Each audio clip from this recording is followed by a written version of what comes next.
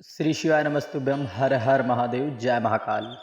आप सबको पता हो कि यह पवित्र और पावन माह पितरों को प्रसन्न करने के लिए बहुत ही शुभ मुहूर्त है, जो कि यह पितृपक्ष हमारे पितरों को हमारे द्वारा किए गए पितरों के निमित्त जो कर्म होते हैं उसको करने से जो हम करते हैं वह भाग हमारे पितरों को जरूर समर्पित होता है और वह हमें खूब सारा आशीर्वाद देकर हमारे कल्याण के लिए वह कामना करते हैं। यदि हम पितरों के निमित्त कुछ भी उपाय, श्राद्ध आदि कर्म करते हैं, यदि हम किसी भी कारणवश श्राद्ध आदि न कर पाएँ तो पूज्य गुरु जी के द्वारा बताए गए यदि हम उपायों को भी कर लेते हैं तो निश्चित है कि हमारे पितृ प्रसन्न होंगे और हमें हमारी प्रसन्नता के लिए, हमारे जीवन के कल्याण के लिए कामना ज़रूर करते हैं।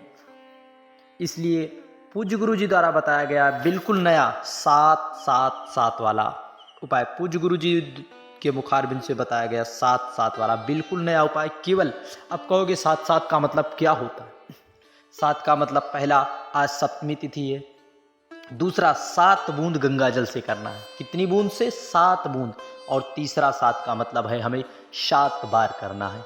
यह 7-7 वाला इस उपाय को यदि जो भी व्यक्ति, घर का कोई भी सदस्य तुलसी के क्यारे में जाकर करता है, निश्चित है पितरों को तर्पण आदि की आवश्यकता नहीं होती। तो चलिए कैसे करना है इस उपाय को, पूरी जानकारी आप पूरा वीडियो को अंत तक ज़रूर देखें और अधूरी जानकारी ना रखें, पूरी जानकारी रखें। निश्चित है आप पर पितरों की कृपा ज़रूर होगी। आपको पितृ ज़रूर आपके जीवन में चल रही समस्याओं को निश्चित है दूर करेंगे। आपके जीवन में यदि किसी कारणवश आपको रात में 1-1.5 घंटे सोने के बाद आपको यदि अचानक भूख प्यास लग जाए तो निश्चित है आपके जीवन में पितृदोष है। कहीं ना कहीं पितृदोष होने के कारण हमारे पितृ हम पर अप्रसन्न रहते हैं। इसलिए चलिए इस उपाय को शुरू करते हैं। इसमें 2 उपाय की चर्चा की जाएगी।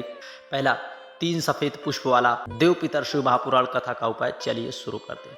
सबसे पहले आपको स्क्रीन पर दिखाई दे रहा होगा, इसे यह क्या है? गंगा जल। अब गंगा जल आपके घर में मौजूद होगा। आप उसे गंगा जल को आपको एक पात्र में ले लेना है। इस पात्र में आपको एक कलश में ले लेना है। फिर उसके बाद आपको इस तरह से कटोरी ले लेना है। एक कटोरी, यदि कटोरी शुद्ध, सबसे शुद्ध होता है, इसलिए आप मिट्टी के पात्र को लेकर आप पहुंच जाएं। इस तरह से यहाँ पर आपको उस मिट्टी के पात्र को रख देना है। फिर आप यहाँ पर आपको अपने हाथ में यहाँ से आपको गंगा जल इस पर गिराना है। पहले एक बार गिराए अपने पितरों का भाव स्मरण करते हुए थोड़ा सा, फिर इसी कटोरी में आपको डाल देना है अपने पितरों का जो भी आपके मन में जो भी कामना है, जो भी आपकी इच्छा है कि हमारे पितृदेव प्रसन्न हो जाए, हम पर कृपा करो, हमारे जीवन में बहुत प्रकार से दुखों ने, बीमारियों ने घेर रखा है, धन संपदा की आवक नहीं है, ऐसी आपको प्रार्थना कर लेना है। प्रार्थना करने के बाद एक बार आप इसमें छोड़ दें। फिर आपको इसी तरह इस कर्म को आपको 7 बार करना है। कितनी बार? 7 बार। आपको अपने पितरों का भाव स्मरण करते हुए 7 बार इसे छोड़ देना है। फिर आप थोड़ी देर इसे यहीं पर रहने दें।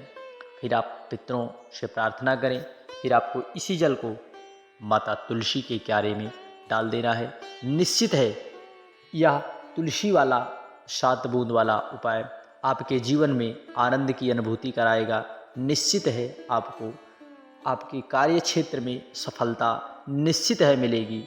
यदि आप अपने पितरों के निमित्त छोटे से छोटे भी उपाय करते हैं पूज्य गुरु जी द्वारा बताए गए, तो निश्चित है आपको सफलता ज़रूर मिलेगी। आपके जीवन में पितृदोष की यदि समस्या चल रही है तो निश्चित है, 100% है, ज़रूर दूर होगी और पितृ आप पर कृपा करेंगे। श्री शिवाय नमस्तुभ्यं, जय महाकाल।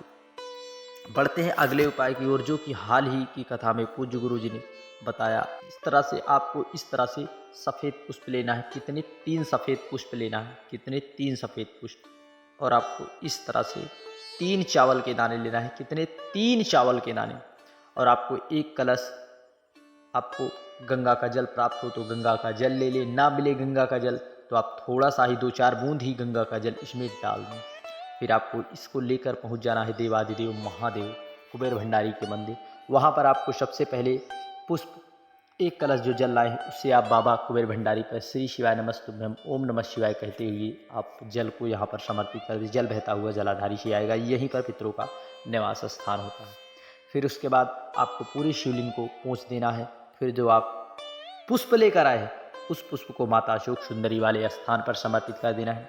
फिर आप एक पुष्प माता पार्वती के हस्तकमल पर ज़रूर आपको उस पुष्प को रखना है, क्योंकि माता पार्वती के हस्तकमल पर जब पुष्प पड़ता है तो माता पार्वती जो है अपने पिता से कहती हैं कि इनके पितरों को यह पुष्प प्रदान किया जाए, इनके पितरों को मुक्ति प्रदान किया जाए। आप उस पुष्प को यहाँ पर समर्पित कर दें। तीसरा पुष्प आप यहाँ पर पितरों का हमारे निवास स्थान है, यहाँ पर आपको तीसरा पुष्प समर्पित करके एक एक चावल का दाना आपको रख देना है।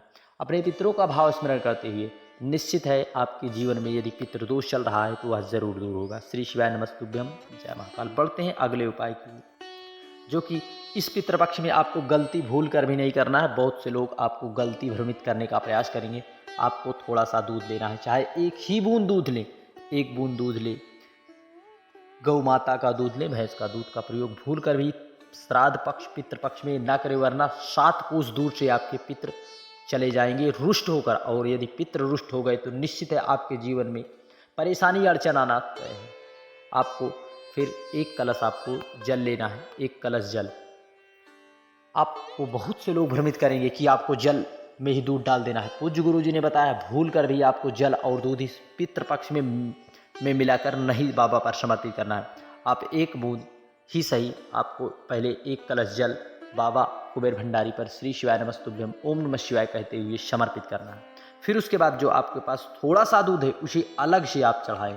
एक ही बूंद है, एक ही बूंद चढ़ाएं, परंतु अलग अलग चीज़ें इस श्राद्ध पक्ष और पितृ पक्ष में आप गलती भूल कर भी ना करें। श्री शिवाय नमस्तुभ्यम, जय महाकाल। वीडियो की जानकारी उपयोगी लगे चैनल को सब्सक्राइब कर कमेंट में हर हर महादेव या जय पितृदेवाय नमः जरूर।